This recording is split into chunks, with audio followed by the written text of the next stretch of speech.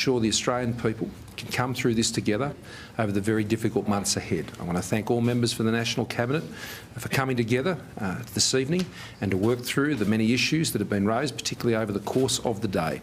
So I can stand here tonight with the Chief Medical Officer and provide some clarity as to a number of issues that has arisen over the course of the day.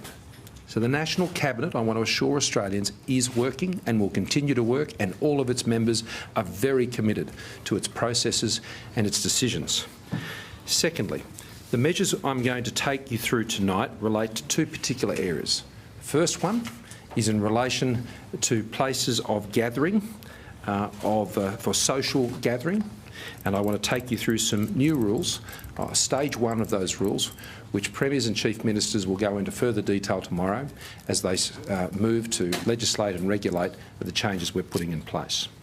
The second issue is in relation to schools, and I want to reinforce, as the Chief Medical Officer I'm sure will, that there has been no change to the advice, the health advice, in relation to schools. I said earlier today, and as the Chief Medical Officer has been stressing also at all of our presentations, social distancing, keeping the healthy distance, healthy physical distance between individuals, as you're practising here tonight, wherever that is our biggest weapon in fighting this virus, saving lives. And we need all Australians to be following the health advice when it comes to keeping a healthy distance and observing the limits that relate to gatherings, whether they be outdoor or whether they be indoor. This is incredibly important. The failure of our public to do that will put people at risk and make it extremely difficult for governments to be able to take actions that can control the flow and spread of this virus. Governments must do their bit, and we are, but we need Australians to do their bit. On the weekend, what we saw was a disregard of those social distancing practices. As people turned up to the beach in large numbers, crammed venues in our major cities.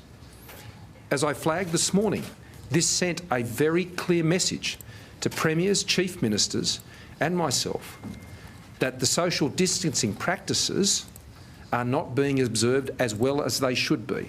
Now, I want to thank all of those Australians who are doing the right thing, those Australians who are engaging in the self-isolation, particularly when they've come back from overseas.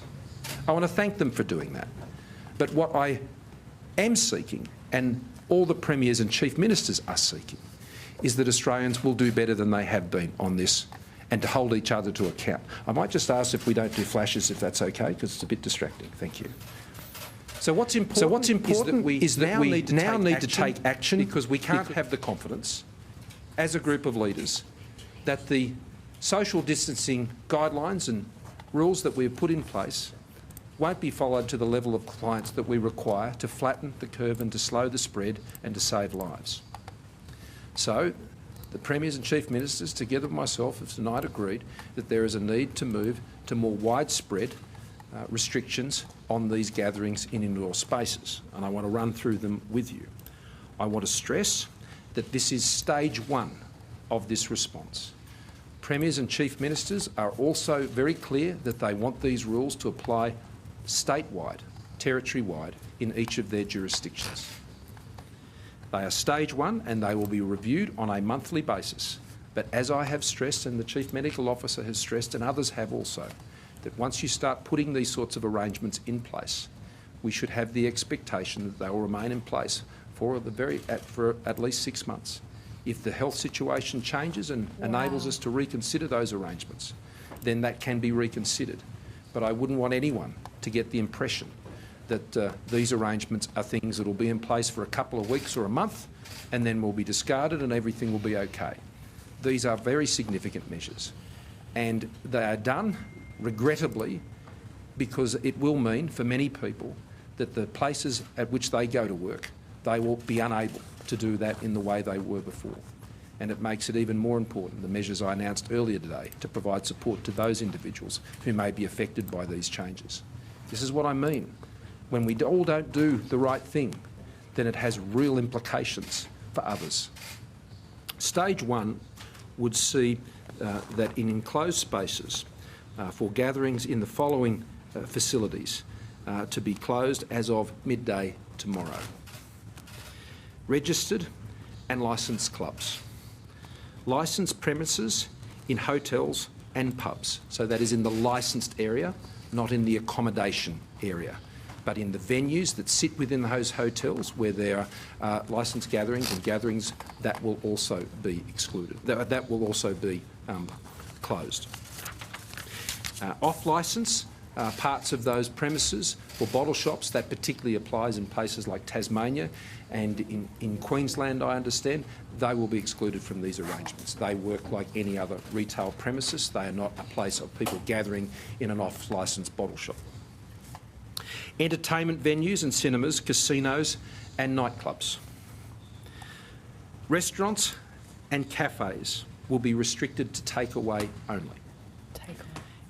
Indoor sporting venues, places of worship. Enclosed spaces for funerals and things of that nature will have to follow the strict 4 square metre rule, which will be enforced. Home deliveries, takeaways, all of these things will continue, as I know many of these catering businesses are already adjusting their business models in anticipation of things that they believe would potentially take place. The fact that we're having to do that at this point, I've gone into the reasons why. And I am deeply regretful that those workers and those business owners who will be impacted by this decision will suffer the economic hardship that undoubtedly they will now have to face. That is a very, very regretful decision, but a necessary one in the view of the Premiers and Chief Ministers and myself to ensure that we can control the spread of this virus. This should highlight to all Australians how serious this is and how hard we all have to work together to get this right. In remote communities, there will be specific rules that will be defined by the Chief Ministers, Premiers in those communities, and they'll be worked through tomorrow morning. The Premiers and Chief Ministers, together with myself, will be considering Stage 2 potential restrictions in this area. But what we first want to see is we want to see the public respond to these very serious measures. We're dealing with the principal places of social gathering, where we saw people coming together on the weekend. If we don't get on top of that, then we look at a much more difficult health scenario into the future. Now, on the issue of schools, children should go to school tomorrow. There is no change to the medical expert advice in relation from the AHPPC panel, the medical expert panel from the states and territories in their advice to the National Cabinet in relation to the health advice. That said, I also want to thank all the teachers and all those working in our schools who've been doing that under a lot of pressure. The principals and the deputy principals, the teachers' aides, all of those have been working in the school communities under a lot of stress and strain as this debate has raged on. Health advice has been clear and they've remained open. And this is important because I want to stress this. I don't want to see our children lose an entire year of their education. That's what we're talking about here. This is very serious. If you're a 4-year-old child at preschool, you don't get your 4-year-old year back. You only get it once. Early childhood education is incredibly important, as is all the years of school education. And we want to ensure keeping Australia running means ensuring we can keep up to the mark with our children's education as best as we can. And where there's health advice which says you can get to school and you can be taught, then it's important that we do that for as long as possible, except where health circumstances would change that arrangement. What we will be doing, though, is allowing parents to the end of this year's school term to be able to keep their children home where they choose to. But for all of those parents who wish to send their children to school for an education at the school, those schools will remain open. In addition, schools will seek to provide learning at home in a distance learning framework, but you cannot be assured that that will come in place immediately. that will take some arrangements from those schools, particularly the public schools. In many independent and Catholic schools, they may choose to move to those models, as some already have. But what's important here is you're a parent, you want your child to go to school up until the end of this term, then the schools should remain open and must remain open, is the instruction, until the end of that term. Now, Victoria has already taken the decision to end the term over the course of this week. Their term was due to end on Friday anyway, and they've brought that forward to Tuesday, which is actually a pupil-free day for the teachers, and I understand they'll also be working on how they will be able to deliver potential distance learning models in the future. The Premiers and Chief Ministers all have the same view, that schools should reopen on the other side of the term break, subject to the health advice at that time. Parents who make the decision for their children to remain at home must take responsibility for those children. Those children are staying at home. It's not an excuse for them to go down the shopping centre or to go and congregate somewhere else, or potentially put themselves in contact with the vulnerable and elderly population. If you choose to keep your child at home, you are responsible for the conduct and behaviour of your children. That is always the case for any parent. But particularly in this case, it is important that they observe the strict social distancing arrangements that have been advised to the public. This term break will be like none other. This won't be a holiday, as it's normally known, for the break in term. There won't be trips interstate. There won't be those holiday normal type arrangements. There won't be congregating up at the trampoline venue or whatever it happens to be. That won't be happening. It won't be a holiday as anyone has ever known it. And it's important that I think families and households understand that, because over the course of the term break, we need to ensure that we continue to follow the very strict rules around social distancing. This is a critical time, an absolutely critical time.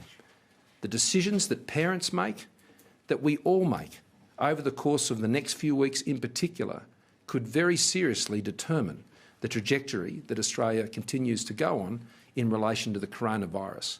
So I would seek and implore Australians to follow this advice. You will be saving lives and you'll be saving livelihoods.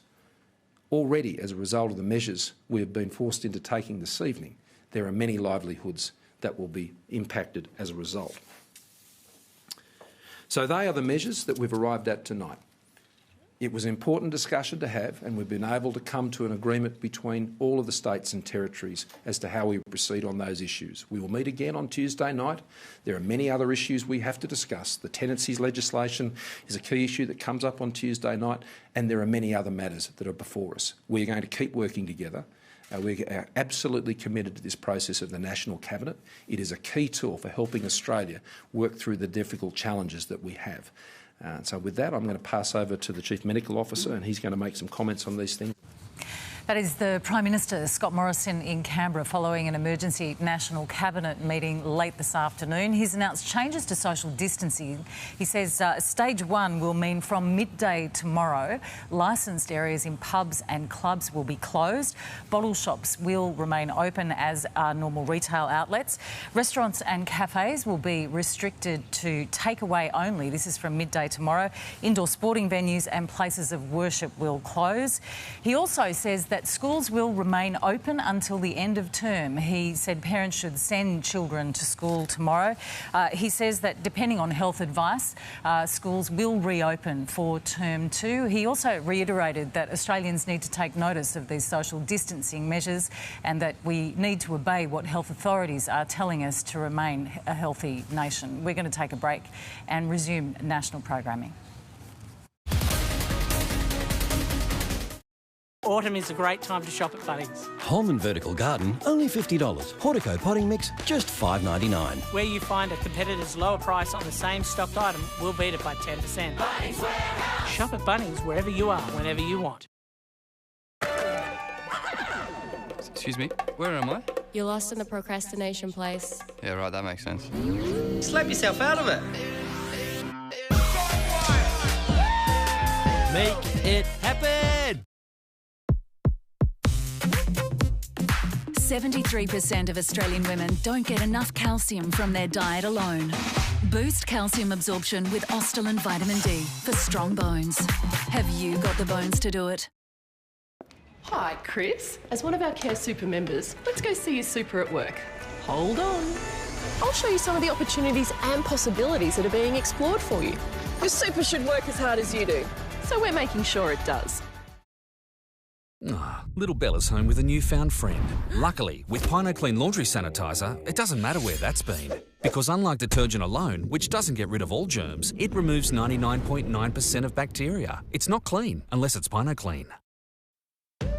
Get ready for 5G at a 4G price. Purchase the brand new Samsung Galaxy S20 Plus 5G and save $300 over 12, 24 or 36 months. The future is exciting. Ready? Man, did the contestants do that for real? Oh, yeah.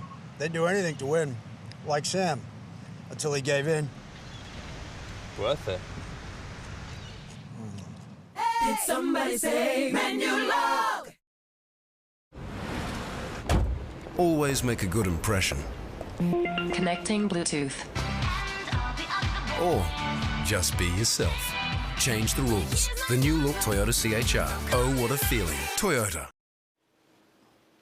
Welcome back to Dancing with the Stars after those very important messages from our Prime Minister, Mr Scott Morrison. Through all of that, we're still here. Our dancers are still here. We were about to introduce Claudia and Jared. Celia and Jared. It's gone out of my head. Sorry, Celia, you're out of the show, unfortunately.